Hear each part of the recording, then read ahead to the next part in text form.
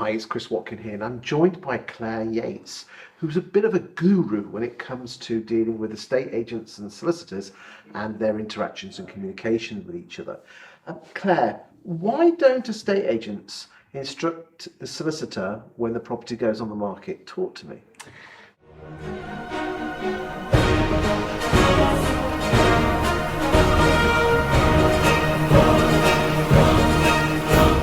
I don't really understand why.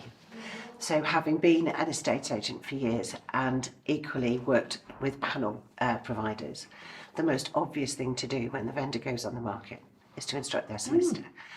Now, some might say that the vendor is only playing because it's a speculative thing. If I can buy 2 Acacia Avenue, I'll move, but I'm not moving if I can't buy it. And so the client is saving their money. But actually, engaging a solicitor up front isn't a particularly expensive thing to do. It's highly risky for the agent, however, because the agent has taken instructions from a person they don't really know about a property they have no information on. And therefore they don't know if the seller can sell, they don't know if the seller will sell. And at this point, the agent starts to invest huge sums of money in advertising, marketing, arranging viewings, accompanying viewings, all to have potentially all of that money wasted when the vendor changes their mind and says, well, at least I saved on lawyer fees. So I don't understand why an agent plays this risky game on the idea that they're encouraging a speculative market, when in fact the only person who's really losing money here is the agent. Do you know what I think it is? I think it's valuers worried that they're going to put a barrier in the way of getting the listing. Because let's all be honest, the vast majority, not all, they don't really care about the house selling. All they care about is the tickle under their chin that they've got the listing. Hence why 6 in 10 houses is pre-COVID sell with the second agent, because they overvalue it because they want the listing. What do you think the answer is? How do we change valuers' points of view that it's part of their listing presentation? I think they should be responsible for their percentage of sales that go through. Because at the moment, if you're looking at... But they are, because they're being paid commission on the exchange. Well, it depends on how the company is set up. So there are some businesses where they have valuers, they have negotiators, and they have sales progressors. And the valuers are just incentivised to bring property on. Yes, there's a lot of corporates that do actually pay just on listing, don't they? Yes, so where's the risk to them? So, but actually, if you're an estate agency owner, your whole business is predicated like this. And all of the time, you should be playing the odds and working out what's a safer bet than a more risky bet. So to me, an overvalued house with a vendor we know nothing about, who hasn't got a destination in mind, it's high risk. And weirdly enough, that's the one that the fee's negotiated on. So then it's handed to the negotiator to sell. Everyone in that street has now put up the flags and having a party over the valuation that's just been given to that single house.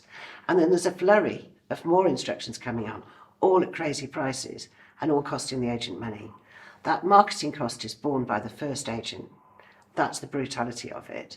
The negotiator then desperately trying to get people round who give the same feedback, and finally the vendor says, do you know what, we've had a think and we don't want to do this anymore. And it's the owner of the estate agent that's losing by a valuer failing to get lawyers on board, because it's a sign of commitment to me from the vendor. So you're basically saying, because the different aspects, because there is compartmentalised responsibility of, my job is just to get the house on the market, my job is to sell it, my job is to get it through sales progression, then because you don't have the responsibility of getting it through, hey, you don't give a monkeys. I mean, if you go to Australia, they're big on what we call the personal agent, where it's one person's responsibility to take it from generating the valuation all the way through to exchange and completion. Do you think that is the Absolutely. And when I worked at Chancellors, that's how I was trained. I was personally responsible for the price I took it on, the type of property I took on, the motivation of the vendor, and ultimately my conversion rate. Yes, and I had to do all my own sales progression. So I was absolutely responsible for the business I brought. Do Chancellors still operate that model? I don't think they do, no.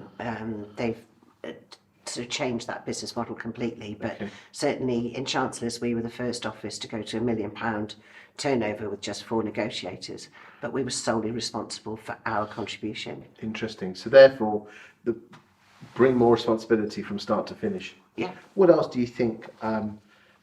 Why else do you think estate agents don't put solicitors from day one? I think it's a habit that they just need to change. We had the opportunity, obviously, when hips were first talked about, that we could change the way we worked, and it was seen by many as a detriment or as a barrier, as you mentioned earlier. But I actually think that knowing where the boundaries of a property are from day one, understanding if there's an unadopted road, or understanding if there's a right of way across your back garden, all of this stuff the agent should be able to accurately describe very quickly, and with lease information as well. Well, thankfully there's firms like Sprift out there that will get this information out, and I don't know if you've ever seen a Sprift report, but they truly are amazing. I'm not being paid to say this, by the way, but I just love them to bits, and even solicitors are actually loving them to bits and actually want that information up front. Yes. Interesting. Well, thank you for your time today, Claire. You've been absolutely top drawer, and I'll see you on the next video. Thank you.